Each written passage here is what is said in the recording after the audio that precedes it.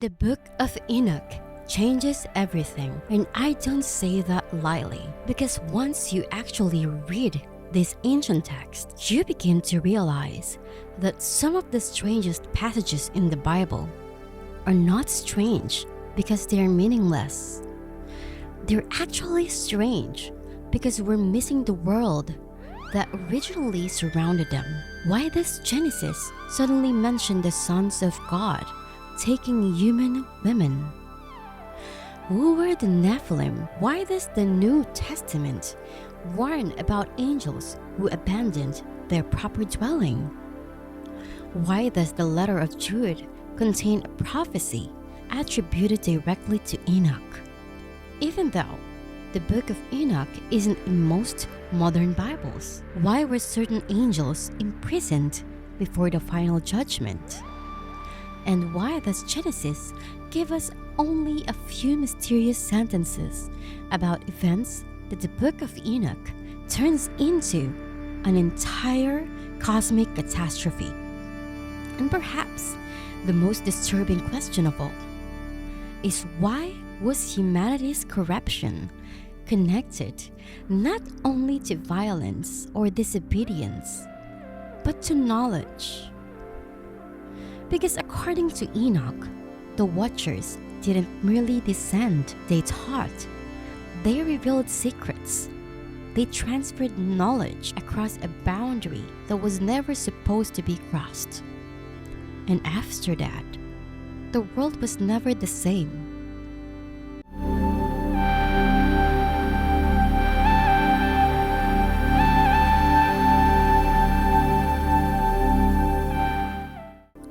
Welcome back, Limitless Soul. This is Astral Limitless, where clarity matters more than comfort. Today, we're going into one of the most influential, controversial, and misunderstood texts of the ancient world, the Book of Enoch. The Book of Enoch did not simply appear out of nowhere. It belongs to the world of Second Temple Judaism, the centuries surrounding the emergence of early Christianity, and its ideas left fingerprints in places many people have read their entire lives without realizing where those ideas came from. So before we get to the Watchers, or the Nephilim, or the forbidden teachings, or the imprisoned angels and the strange cosmic geography of Enoch's journey, we need to understand what this book actually is. When people say the Book of Enoch, they usually mean one Enoch, an ancient collection of Jewish writings attributed to Enoch, the mysterious seventh patriarch from Adam. But one Enoch is not a single work written by one author at one moment in history. It is a collection of several distinct compositions produced over time and later preserved together. The major sections include the Book of the Watchers, the Book of the Parables, the Astronomical Book, the Book of Dream Visions, and the Azazel of Enoch. These sections have different concerns. Some deal with fallen angels and the origin of evil. Others describe heavenly journeys, cosmic judgment, the movement of celestial bodies, symbolic visions of history, and the coming vindication of the righteous. This matters because when we talk about what Enoch says, we're actually entering a library of ancient ideas gathered under the authority of one legendary figure. And Enoch himself is already a mystery before we ever reach this book. In Genesis 5, the genealogies move through a repeated pattern. A man lives, he has descendants, he lives a certain number of years, and then he dies. Again and again. The text repeats that pattern until Enoch. Genesis says that Enoch walked with God. Then he was no more because God took him. That's it. He just simply disappears. And that tiny mystery created enormous imaginative possibilities in ancient Judaism. If Enoch was taken by God, then where did he go? What did he see? What knowledge might he have received? The Enochic tradition answers that question dramatically. Enoch became a heavenly traveler, a witness to cosmic secrets, a scribe of divine judgment, and the human being chosen to pronounce condemnation upon angels. Think about how extraordinary that reversal is. The angels are the celestial beings, and Enoch is the human. And yet, in the Book of the Watchers, it is Enoch who becomes the messenger of judgment to them. But to understand why, we have to go back to one of the most cryptic passages in Genesis, the 6 verses that open an entire forgotten world. Genesis 6 begins with something bizarre. Humanity begins multiplying on earth. Daughters are born. Then the sons of God see that the daughters of humans are beautiful, and they take wives from among them. Then we hear of the Nephilim.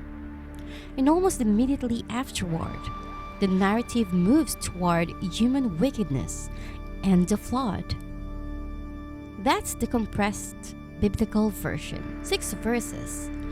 But those 6 verses contain the remains of an entire ancient tradition. Who are the sons of God? Later interpreters have proposed different answers.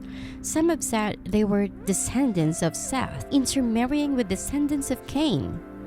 Others have interpreted them as powerful human rulers or tyrants, but the ancient Enochic interpretation is much more direct. They were heavenly beings or watchers, angels who crossed the boundary between heaven and earth.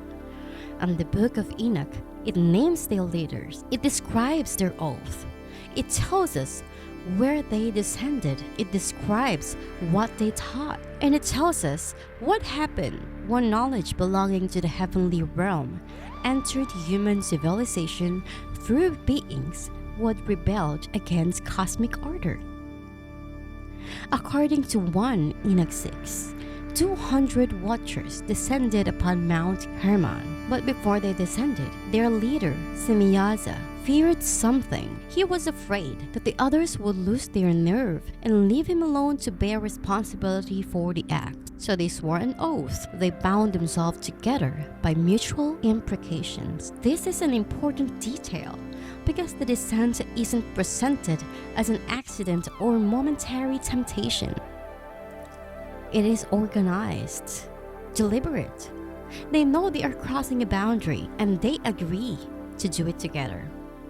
The name Hermon itself became associated in the text with this oath, this binding together. Then the watchers take human wives. Their unions produce giants. And this is where the familiar popular version usually ends. Fallen angels, human women, and giant offspring. But if you stop there, you miss the most important part of the story, because the true catastrophe of the watchers isn't simply that they reproduced, it's that they became teachers. The Book of Enoch actually gives us lists of what the watchers taught humanity. And these lists are fascinating because they reveal what ancient writers considered powerful, dangerous, or transgressive knowledge. Azazel teaches humans how to make swords, knives, shield, and breastplates. He reveals metals and the art of working them. He also teaches ornaments, cosmetics, precious stones, and dyes. Other watchers teach enchantments, root cutting, astrology, the science of the earth, the science of the sun, and the course of the moon. The text is creating an ancient explanation for the arrival or corruption of civilization itself. The watchers are culture bringers, but they are condemned culture bringers. They introduce technologies and systems of knowledge that increase human power while simultaneously accelerating violence, seduction, hierarchy, manipulation, and the disruption of cosmic order. This is far more complex than a simple story about evil angels. The underlying question is one humanity still hasn't answered is, can knowledge arrive before wisdom?